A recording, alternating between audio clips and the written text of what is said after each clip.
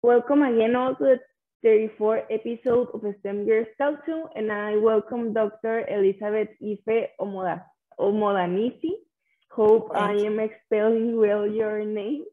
And well, thank you so much for your participation. We are very happy and glad to have you here today. We are here today due to the efforts of the African Girls Empowerment Network.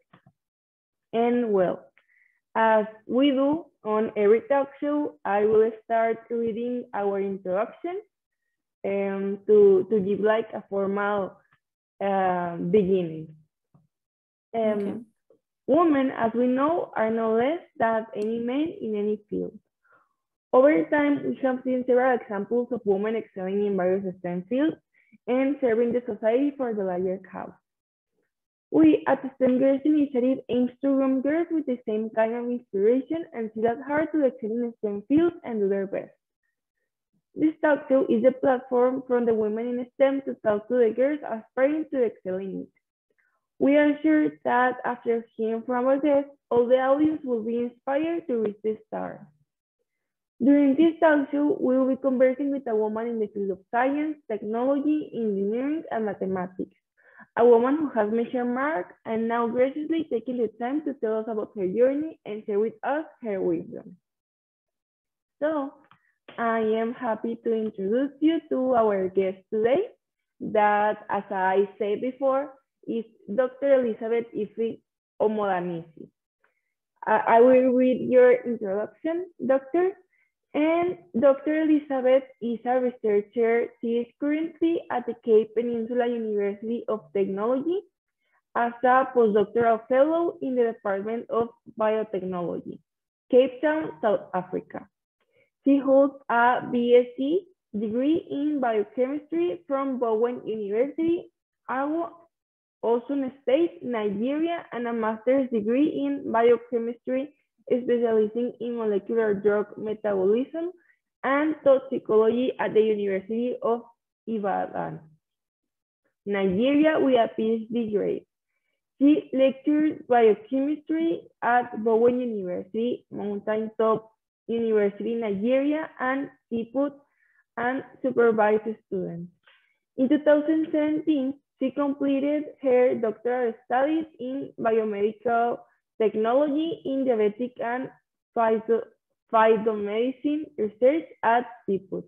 She has published 15 scientific papers in peer-reviewed journals, presented papers at international and national conferences, and continues to review scientific journals. She is also a qualified quality control lead auditor and has involved in the Nigeria Demographic Health Survey, which was a national project as a supervisor at Andy Laboratory, University of Lagos in Lagos, Nigeria. So thank you so much, Doctor, for being here. It's a pleasure. As Tina said before, I am Gabby, and I will be the host today, the person who will make you the questions. Thank you, Gabby. It's nice meeting you. I'm happy to be here. Thank you so much.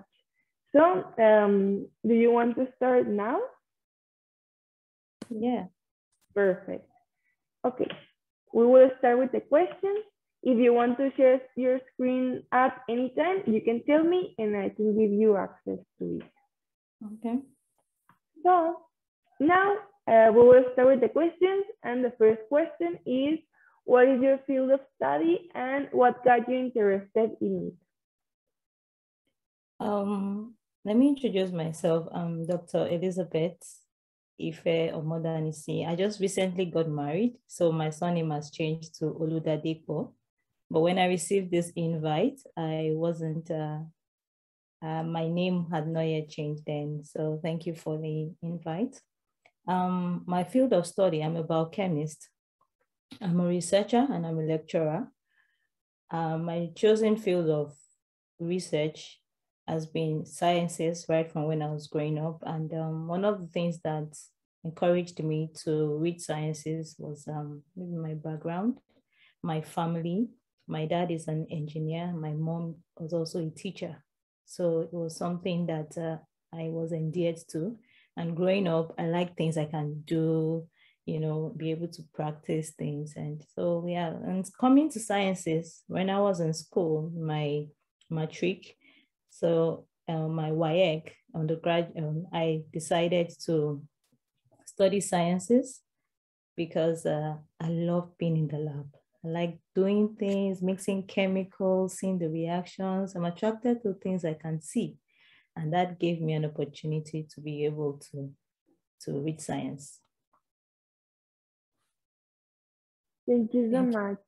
I think that it is common that the reason why a woman or any person like wants an engineer or something related to that type of field is because of the laboratories. It is very common that we like to, I don't know, like mixing things or like making circuits or something related. So we want to know, like, in a more specific way, what do you do in your field? What type of activities do you perform in your STEM field? Okay, so my chosen field of research is biochemistry. As a biochemist, you are involved in so many fields. Biochemistry is like a focal point, a fundamental point, a subject where, as a medical doctor, you need to know biochemistry. As an anatomist, you need to know biochemistry. As a physiologist, you need to know biochemistry. So it's a field where most of the fields in clinical science, medical science, even basic science, we need biochemistry. It revolves around what goes on in your body. It revolves around molecular biology, those tiny little cells that you see, and what happens in the cell. So the normal functioning of the body, we go down to know it in the molecular sense. And that's where, so when the word biochemistry comes from biology and chemistry. So in my chosen field of research, we do practically research. We study. So we have knowledge and research coming together where you're able to know the cause of a disease, what happens in the disease, going down to the source of the disease, the prognosis of the disease to the cellular level. So that's what we do. For me, I'm a biochemist and I do research. So when you hear of, sometimes you hear working in the lab, working with lab rats, animals, sometimes we use mice or rats, white rats called albino rats. We use them in the lab to test different outcomes. We work with drugs where you can be, before a drug goes on to the counter, it's tested in the lab where you test it on different doses, see the side effects. For me, in my area of research, I've worked with anti-malaria drugs. I've worked with diabetic rats where you induce diabetes in the rat and look for how to ameliorate the effect. When you say ameliorate the effect, it means how to cure the effect of the symptoms of a diabetic patient. So we look at it in that form and see what goes on in the body, and we test, do different analysis and see the result of it. Also, recently I've been involved in cancer research where I'm studying now again how to be a cancer scientist. Thank you. Thank you so much for sharing that. And now that we know a little bit more about your field, tell us please the difficult situations or challenges you have to overcome in pursuing a career in STEM as a woman, particularly in your field. Well, I think as a woman, the fact that you're just a woman, there's so many challenges and difficulties that a woman will definitely face. We can see as a scientist, most scientists are men. So this field as a scientist is male dominated. And but you see exceptional women in their chosen field of research. Women that have come, just like all the women that have been on this platform. I've watched some of the videos of previous presenters, and they have done exceptionally well in their field. And for me, I faced some challenges where you have some cultural norms. You know, as a woman, there's a way you're supposed to comport yourself. And sometimes even you come to an office and the fact that they see your face, they feel like, oh, woman, there's a way they look at you and, you know, you feel somehow. But, you know, as a woman, you must know that you must not be intimidated by anyone. Yeah, you respect your boss and whoever, but always put your best out. And in my own chosen field of research, there are some financial infrastructural difficulties that I faced, especially when I was doing my research. Also, sometimes you face lack of mentorship. You have people that are willing to mentor you just for a very short period of time, and it ends there. So the difficulty of having a female mentorship that would guide you through your career path, it's a very difficult thing. I faced it. And the peer pressure, even from the opposite sex, sometimes when working, it's a big issue, but something that, you know, can be worked out around it. And also sometimes even the pay, the fact that you're a woman, sometimes the same qualification, but you get lower pay. So, but it's not something that that's why we have the women voice, where you're able to speak and express yourself and put it out there. Thank you. Thank you so much. What you told us is true. In STEM fields, usually we have more representation of males more than the woman. So after you shared this with us, when you were a student, did you feel any peer pressure, especially because of your gender? Okay, so when I was a student, I went to a private university for my first degree, and we had a lot of women. So we had more ladies than guys in the class that was studying biochemistry. And in my second degree, it was the same thing. We had more ladies than guys. But when I came for my PhD, that changed. We had more guys than ladies. So it seems to me that most ladies have the opportunity of doing their masters, but when it comes to their PhD, it becomes more difficult because of some social, cultural demands. As a woman, at a certain age, you're supposed to get married, and so much is expected from you to start a family. And with starting a family and combining it with studies, it's not easy.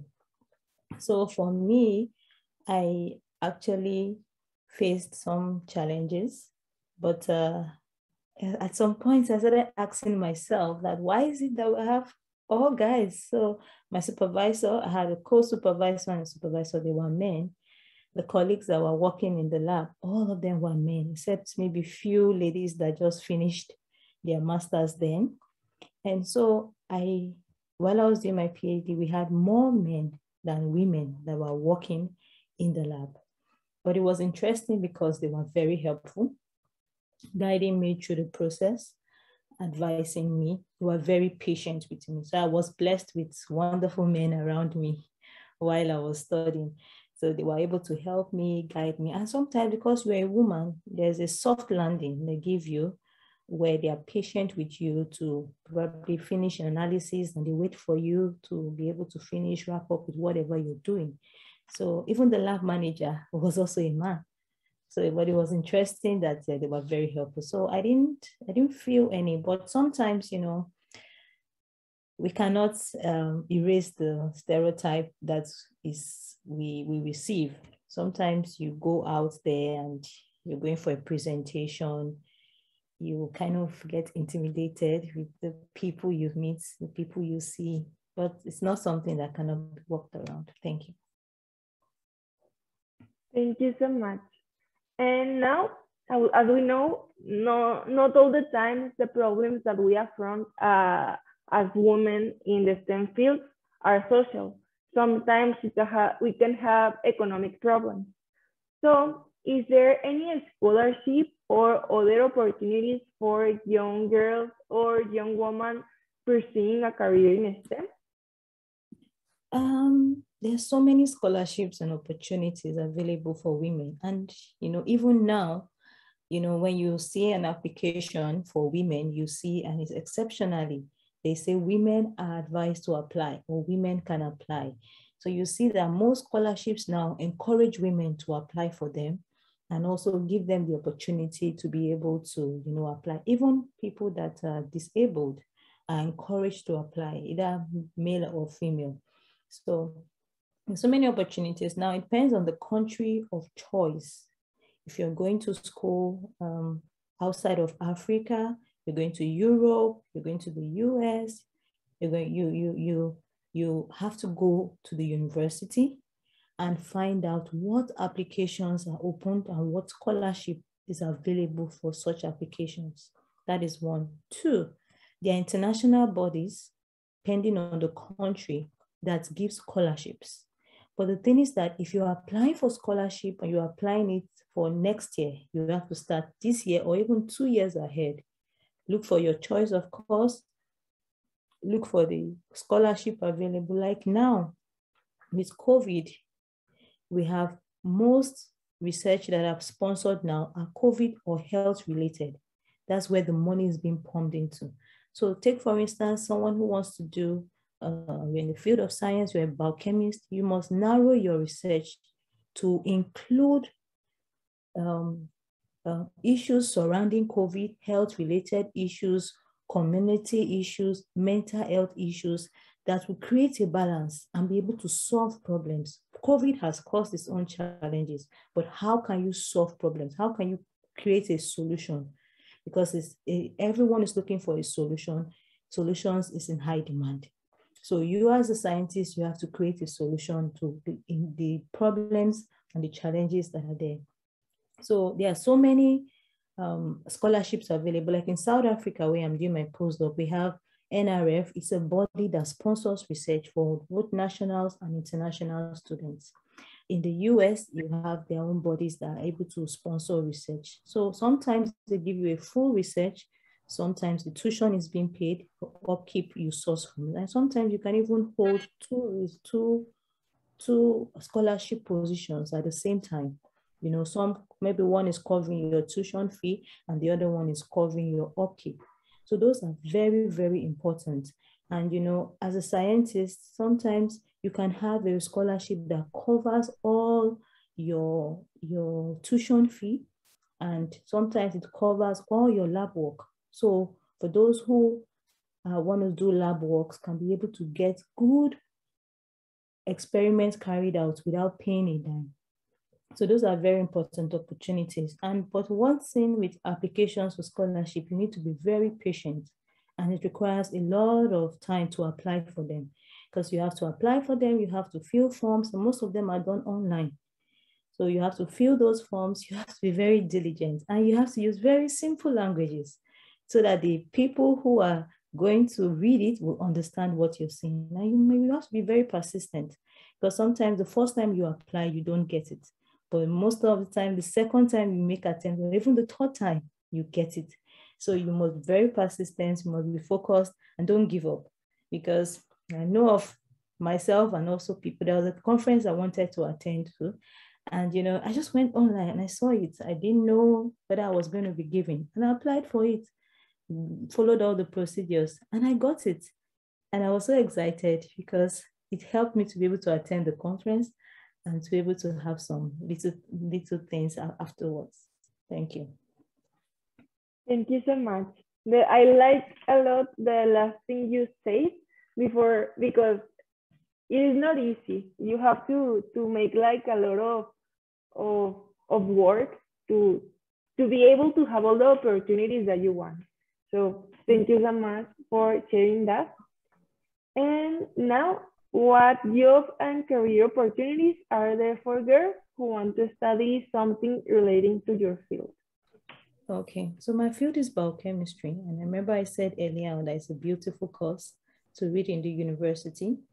For those who want to be biochemists, for those who want to be biomedical technologists, or you want to go to sciences, number one, you must know that it's a beautiful thing you're doing and you're adding to knowledge. So it depends on your interest and your flair. I've always told people, don't go for a course that you cannot put your all into. Go for a course that they wake you up in the morning, you're excited, you are happy to go to work, you're happy to go to the lab, you're happy to go to lecture students, you're happy to go to the hospital, wherever you're working, be excited about it, you know. So for my chosen field of research, of discipline, you can become a lecturer, a biochemistry lecturer. You can supervise students if you're a lecturer. You can do projects in the lab, supervise your students' projects. And, you know, you can be a researcher where you just focus on research. You can also be a technologist. You can work in the lab. You can be a quality control facilitator. You can be an internal auditor in the organization where you work. You can also be a bioinformatician, someone who combines biochemistry, biology, and combines it with computer. So if you're very good in computer, try and consider being a bioinformatician.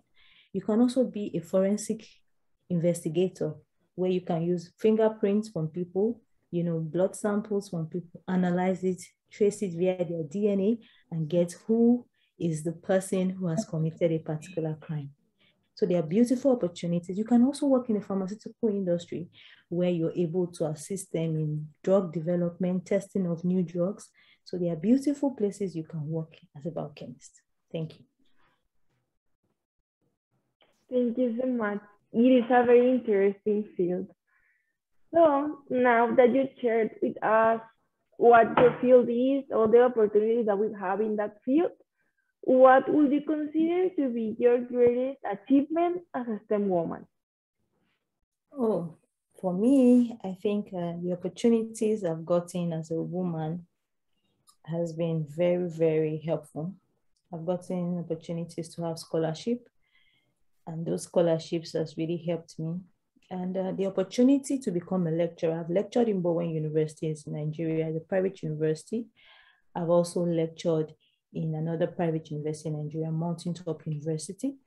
I have also been able to lecture in Cape Peninsula University of Technology. And every point, I always tell my students, especially the ladies, you know, I always have the opportunity to mentor them over a period of time. Some of them I was able to supervise their project over a period of time. And it gave me a sense of joy, you know, being able to make an impact in the lives. And some of them will contact me years after, oh, please, ma, I want you to mentor me. Please, ma, I want you to do. And, you know, it has always been a very good opportunity. And one of the greatest achievements was last year, one of my students who I supervised as a PhD student, I was a co-supervisor. She graduated with a PhD. And, you know, I was so happy that, you know, having the opportunity to supervise a student. So it gives you great joy, especially when you see that your students is striving well and you are also striving well. So it was one of the greatest achievements that I had last year. Thank you. Thank you so much. And now, as you are a mentor, what advice would you have liked to be given when you started your STEM field studies? I don't have any regrets. So I won't say I would have loved to have been given. I would say that I had the best mentors when I was growing up. My parents and my siblings, they were very helpful because I happened to be the last born. So I had so many people who had gone ahead of me and they were able to, especially my sister. My sister was able to help me to learn from some of the mistakes and the challenges she faced while she was studying, because she's also a STEM. She's a scientist. And you know, one of the things I was always told was to work hard, to remain focused, and also to be very diligent and to aim high. And those words were always things that stuck to me. I remember when I had challenges when I was in my undergraduate, my first degree, when I was studying, And I went to a private school and I had to work very, very hard while balancing other things in school. But what helped me was I was always motivated, motivated by my students, motivated by my lecturers, and motivated by my family. So it was something that helped me to always aim high. And every opportunity I had, to ask the right questions, I did. One of the things that helped me in class was I wasn't a very bold person, but I was someone who loved to take notes. So when I'm in class, I jot down everything. The lecturer will say, this question is coming out, take note of it. And I write it down because it had to actually come out. So I was always taking notes. Some people, they come to class, they don't take notes. They're very intelligent. But I was the kind of person who takes notes of everything. And it really helped me a lot. So what advice I would have loved to be giving, I was giving those advice and it really helped me. Thank you. Thank you so much. And now the last question is, how can girls start getting involved in your field? Oh, STEM girls.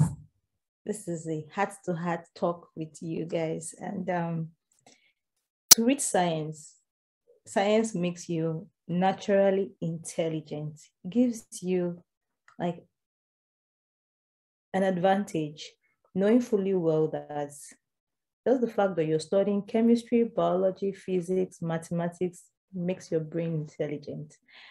And with that intelligence, there is no field you cannot delve into. If you want to stop science and go into another area of discipline, you can do so well in it because of you're a scientist. And most of the time, don't be too hard on yourself as a scientist. You may not be perfect, but put in the right energy to your work. Be positive.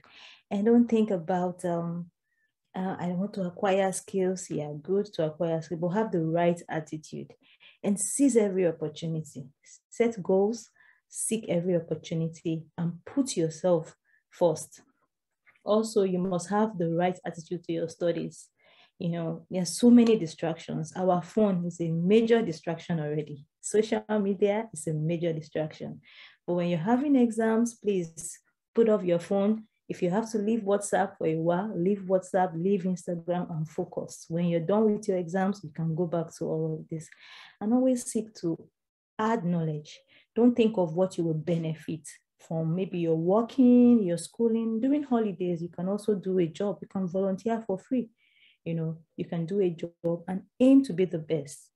Put yourself first, aim to be the best. Also, sometimes especially now that the world is a global village, learn to acquire soft skills. Learn the best way to communicate, learn how to use softwares. Sometimes, remember when Zoom first came out, people struggled to use Zoom. But now even grandpas, grandmas are able to use Zoom. So get those soft skills, learn software programs, and put yourself out there. The start may look very difficult, but when you know where you're going to, you'll be willing to put all the efforts to get there. So make sure that you put all the efforts to get there. Look at people, get mentors. You may not meet a mentor in person, but read and follow the person on social media, follow the person, get to read books of people who have made it and how they made it. Sincerely, going through life, you may not look like what you have been through, but everybody has their own story. And their stories are unique to them. They are unique to them. But, you don't see those challenges. You only see the success stories. And the challenges will be there, I can assure you of that. But when you know where you're going to and you stay focused, you're going to get there. Thank you. Thank you so much. Now we pass to the questions from our participants. Is there any question? You can put it in the chat box, or you can raise your hand and we can give you permission to turn on your microphone. While people start thinking about their questions, here I have one. That is, what are the differences that exist between biochemistry and drug metabolism and toxicology? Okay, biochemistry is a course that you can study in the university, and drug metabolism is a chosen area, a field in biochemistry. Toxicology also is a chosen field in biochemistry. So let's assume in your first degree, you do biochemistry and you don't specialize in biochemistry in your first degree. But when you do your master's, you can say, okay, I love to become a toxicologist, where you are able to look at the toxic nature of a particular chemical or a particular molecule. So it depends on what you want to specialize in. So if you want to become a drug metabolic researcher, you become a person who is able to talk about the metabolism pathway, either breakdown, catabolism, or build up, anabolism of a particular drug. So it's more drug related when you want to. So those are areas of specialization in biochemistry. Thank you. Thank you so much. Now we have a question from Keren. Keren, you can turn on your microphone. Hello. Thank you for the very informative and encouraging session, Dr. Elizabeth Omodanisi. My question, I have two. So my first question is, what are those requirements that you need to get into your field of study? And then my second question is, you mentioned some challenges that you have as a female researcher. So how did you personally overcome those challenges? Okay, thank you for the beautiful question. So to become a STEM scientist or to become a STEM researcher or to study science, you have to have your English, your mathematics, your chemistry, physics, biology. And it depends on the country you are located. And in some countries, you have it at sciences, but not biochemistry, but not chemistry, not physics. It depends on the country, but those core science subjects are required. So it means that you have to do very well in those courses and get a good grade for you to be able to study biochemistry, for you to be able to study any science, even become a nurse, to study medicine, to study, to become a toxicologist, to become a pharmacist, to become any in the chosen field of research. If it's in sciences under STEM, science, if it's technology, if it's engineering, mathematics, you have to be exceptionally good in those fields.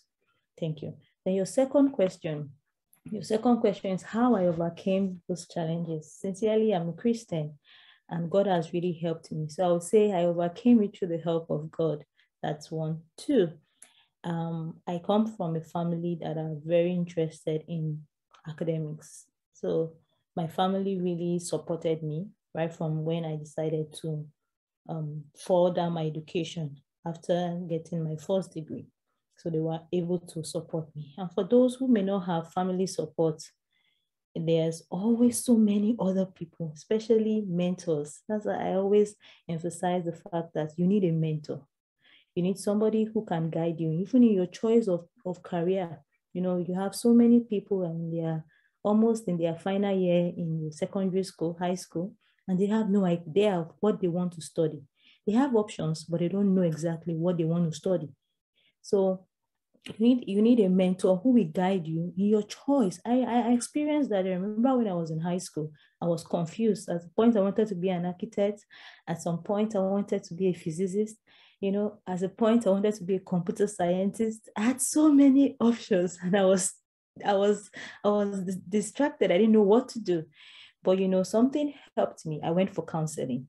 And I talked to one or few people, talked to my siblings, you know, and eventually made up my mind based on the strength in the courses that I had. And I decided, okay, I was going to be a biochemist. And that's what I went for. So sometimes you actually need someone who will guide you through that process of making a choice too. Sometimes you may be at home, you may have to work, and you may have to school at the same time. One thing that must always encourage you is that you must stay focused. You must be disciplined. There will be distractions from peers, from guys. There will always be distractions, but you must know that you have a goal, you have a target. I'm not saying don't have fun, don't enjoy yourself, but stay focused. Don't lose sight of where you're going to. And those things kept pushing me to be able to achieve my dreams. So stay focused, aim at the best, write down your goals. Make sure that you have a book where this is your plans, this is what you want to achieve, your 5-year plan, 2 years plans, your 10 years plans, and stay focused and ask questions. Ask questions to the right people. So make sure you go ask questions. If you're confused about something, ask questions. And in school, always go to get a study group. Studying alone sometimes may not be the best, but when you have people, a group of 1 or 2 people who are able to study together, it helped me when I was in my undergraduate days. I had 2 friends that were always studying together, questions in my head that I couldn't unravel. Questions I asked them, and they were able to help me and guide me. Okay, this is not right. If you write this in an exam, you're going to fail, but this is right. So understand yourself. Know what time you can study, know what time you can't study. So once you understand yourself, you make sure you capitalize on your strength and put the best out there. Thank you. Thank you so much. You're welcome. That was very helpful. I am an engineering student, and I really appreciate what you are sharing with us, because there is no better advice than the one that comes from someone who has traveled along a large experience path. So thank you so much. I'm sorry if my English is a little bit weird because no, thank you. it is it's not fine. my native language. So okay. Thank you so much. You're welcome. Another question that I have here from the audience is a little bit difficult for us, that we don't know a lot of information about your field, but maybe some people will understand what does it mean. So does reducing the size and encapsulation in lipid increase absorption and bioavailability against cancer cells? Can you ask the question again, because I didn't get it? Yes, I will read it again, and I will write it in the chat box. Okay. Does reducing size and encapsulation in lipids increase absorption and bioavailability against cancer cells?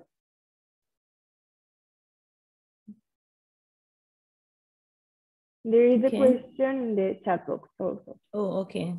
Does reducing size and encapsulation in lipids increase absorption probability? Okay, I think this is more of a technical question than it's okay. I would pass on this question. Okay. Because I'm not going to talk about cancer now. Okay. But Thank you so much. Yeah. Thank you so much. Thank you so much. So I don't know if there is any another question from someone here. If you have a question or comment, you can raise your hand or use the chat box. Meantime, I want to thank you, Doctor, for being here. We really appreciate your help. And also, if you want to get involved in our mentoring program, you are welcome.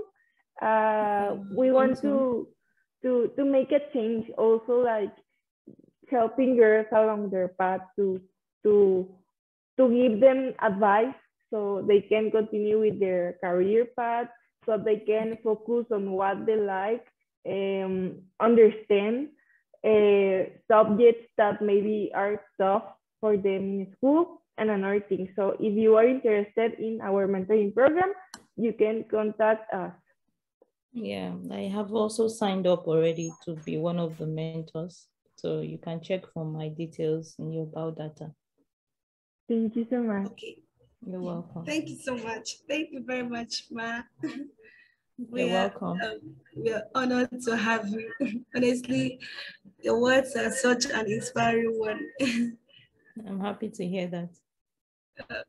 Okay, we would just like to inform you about our store, a STEM girl store. So we have some teachers as our ambassador, as a mentor, as a friend and partner of STEM girls. You could just place an order for one. Okay. Yeah. So